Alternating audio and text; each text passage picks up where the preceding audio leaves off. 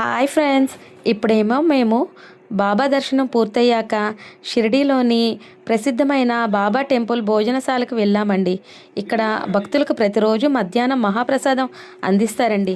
చాలా సింపుల్ కానీ పవిత్రమైన భోజనం అండి. అన్నం, దాల్, కూర, చపాతీ, స్వీట్ అన్నీ శుభ్రంగా క్రమంగా సర్వ్ చేస్తారండి. భోజనం చేసే సమయంలో చాలా శాంతి ఫీలింగ్ ఉంటుందండి. వేల మంది భక్తులు ఉన్నా కూడా ఎక్కడా గందరగోళం అనేది ఉండదండి. అంత నీట్గా సర్వ్ చేస్తారండి. భోజనం అయిన తర్వాత మేము ఇక్కడ బయటికి రాగానే ఇక్కడ ఒక సీనిక్ ఉంటుందండి. చూడండి, ఇక్కడ ఫొటోస్ మేము తీసుకుంటున్నాం. మా అత్తయ్య గారు, మా మావయ్య గారు అండి, మా ఫ్యామిలీ అందరం తీసుకుంటున్నాం ఫొటోస్ అండి. దీని తర్వాత మనం ఇక్కడి నుంచి షిరిడీకి సుమారుగా ఒక 70 కిలోమీటర్ల దూరంలో ఉన్న శనిసింగనపూర్ వెళ్తున్నామండి.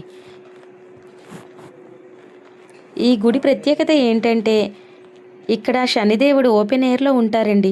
గర్భగుడి లేకుండా, పైకప్పు లేకుండా స్వయంభూ శిలారూపంలో దర్శనమిస్తారండి. ఇంకా పెద్ద విశేషం ఏమిటంటే ఈ గ్రామంలో ఇళ్ళకి తలుపులు ఉండవంటారండి. ఎందుకంటే శనిదేవుడు గ్రామాన్ని కాపాడుతాడనే నమ్మకం అండి. పురాణ కథ ప్రకారం ఒకసారి ఒక రైతు పొలంలో ఈ శిల బయటపడిందంటండి. ఆ తర్వాత ఈ స్థలంలోనే దేవుడిగా ప్రతిష్ఠించారండి. ఇక్కడ పురుషులు సంప్రదాయ వస్త్రధారణలో నేరుగా శిలకు అభిషేకం చేయొచ్చండి. మహిళలు దూరం నుంచి దర్శనం చేస్తారు. శనిదేవుడు న్యాయదేవుడని నమ్మకం అండి. మన కర్మల ప్రకారం ఫలితం ఇస్తారని చెబుతారు. అందుకే ఇక్కడికి వచ్చే భక్తులు ప్రత్యేకంగా శనిదోష నివారణ కోసం ప్రార్థిస్తారండి. ఇక్కడ వాతావరణం చాలా పవర్ఫుల్గా అనిపిస్తుందండి.